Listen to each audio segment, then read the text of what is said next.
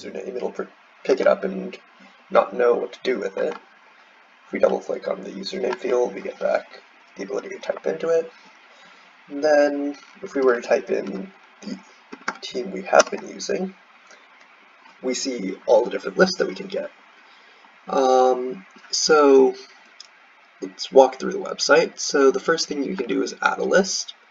We can allow location access, and we can basically pick up wherever the computer is and allow us to select a location nearby it.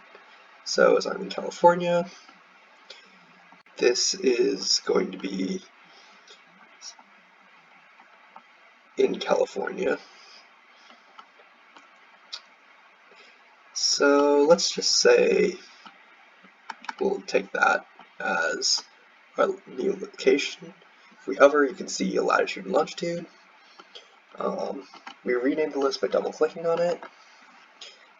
Let's name this recorded list. We can add items to the list, edit the items by double clicking on it. So task / item, right? Automatically gets another item. We'll remove that item for now though. So let's say we want to get, I don't know, 60 of them. We can do that by double clicking on the quantity field. And if we just want to mark it as complete, we click on it, get a nice little check mark, everything is struck through, and we can just keep adding items. So another item, get another item to pop up, and yeah, this is the website. We can also remove a list, but yeah.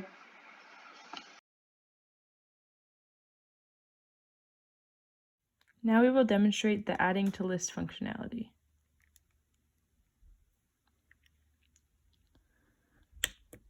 Item, plants, quantity 8, store, Home Depot.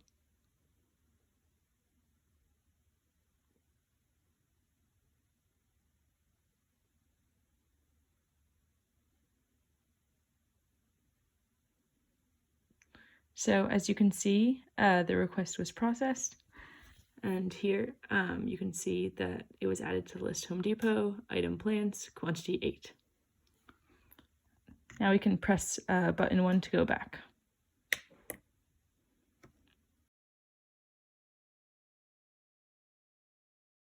Now we will demonstrate modifying the item name and item quantity functionality. So first we will go into display list to actually select the item that we want to modify.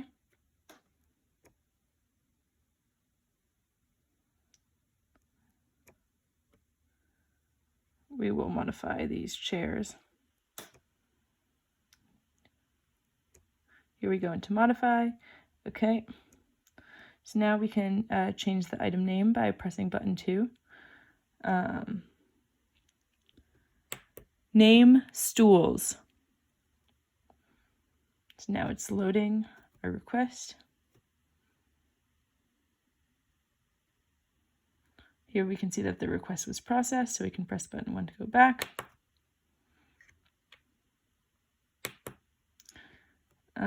And now if we go all the way back, you can see that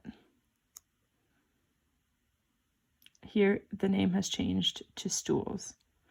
Now if we wanted to modify the quantity,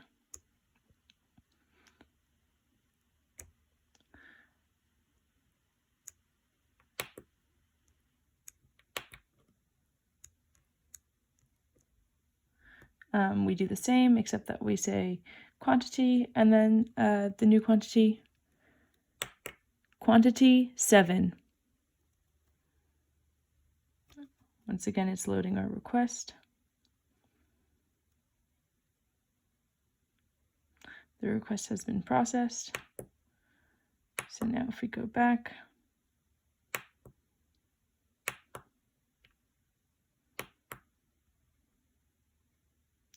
we see that the number has changed to 7.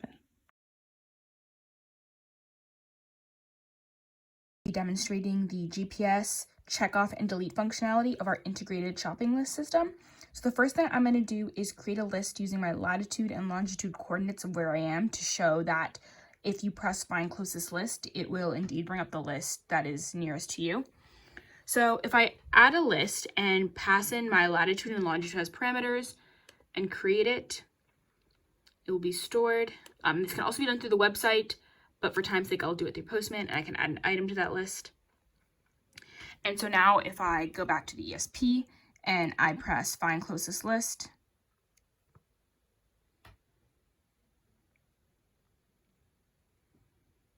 I can see that my list of my item comes up. And now if I press button 1 to go back,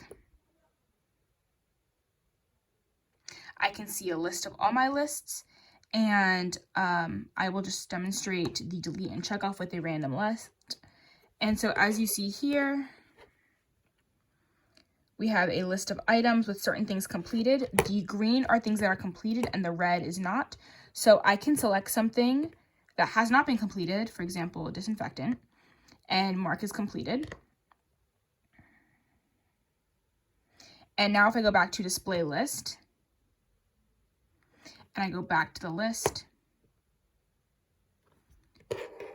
I can see that that item has now been highlighted in green to signal that it's completed. And if I want to delete it, I can simply press it and say delete. And there will be a confirmation screen that shows up that says, are you sure you want to delete this item?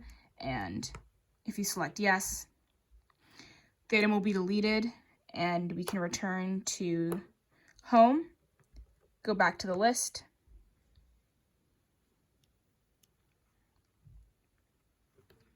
and we can see that our initial item is not on there. Disinfectant is not on there.